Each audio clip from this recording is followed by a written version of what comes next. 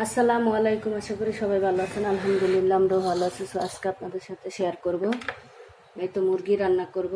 তেলটা দিয়ে দিয়েছি। মুরগিটা আজকে আমি মাখায় রান্না করব। এই তো তেল তো দিয়ে দিয়েছি কড়াইতে। এখন পেঁয়াজ আর মশলাটা স্বাদ মতো দেখেন, লবণ, মরিচ, জিরার গুঁড়ো, ধনিয়ার গুঁড়ো, হলুদ সব পরিমাপ মতো নিয়ে নিয়েছি। এটা এখন ঢেলে দিচ্ছি।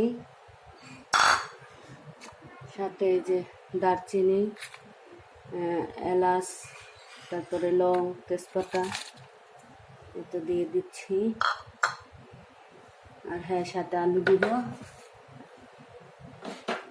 এই যে আলুটা আমি ভেজে রেখেছি, শুধু লবণ হলুদ দিয়ে আলুটা ভেজে রেখেছি। এখন খুব সুন্দরভাবে মাখাবো।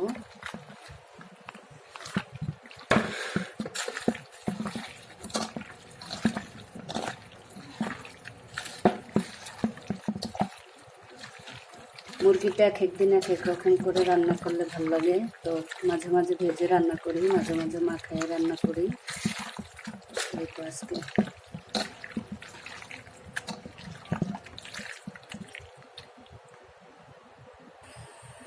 এটা সুন্দরভাবে মাখায় শুধু 1 চিমটি হাত ধোয়া পানিটা দিছি। চুলা জ্বালায় দিলাম, বসিয়ে দিলাম। এখন হতে থাক। এই তো দেখেন, এখন দিয়ে দিলাম এই যে আদা রসুনটা। ভাবছিলাম যে আদা রসুনটা একটু পরে দেব, এখন দিয়ে দিলাম। তো এই তো আদা রসুনটা দিয়ে সুন্দরভাবে আরও নেড়ে চেড়ে মিশিয়ে নিলাম। এখন এই তো হইতে আছে, হতে থাকুক।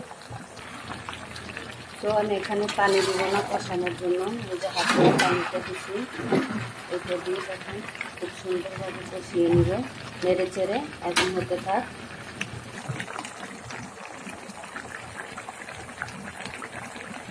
তো দেখুন খুব সুন্দর কষানো হয়েছে, যে তেলটা ছেড়ে দিয়েছে। এই পর্যায়ে আমি আলুগুলো দিয়ে দিব, ভেজে রাখা আলুগুলো দিয়ে দিলাম, দিয়ে নেড়ে চেড়ে নেব। তো এই যে আলুগুলো দিয়ে নেড়ে চেড়ে নিয়েছি। তো আর একটু কষায় নিব, হতে থাক। এই তো প্রায় 8-10 মিনিট এইভাবে ভাজা ভাজা করে নেড়ে নিয়েছি কষায়া। এখন একবারে লাগা লাগা হয়ে গেছে, ঝোলটা দিয়ে দিচ্ছি।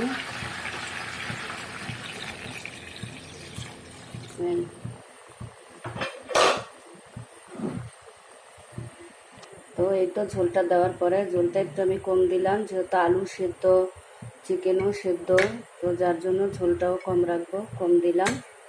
এখন হতে থাক। তো এই তো তরকারির অবস্থা এখন আমি দিয়ে দিব ভেজে রাখা একটু জিরে গুঁড়ো,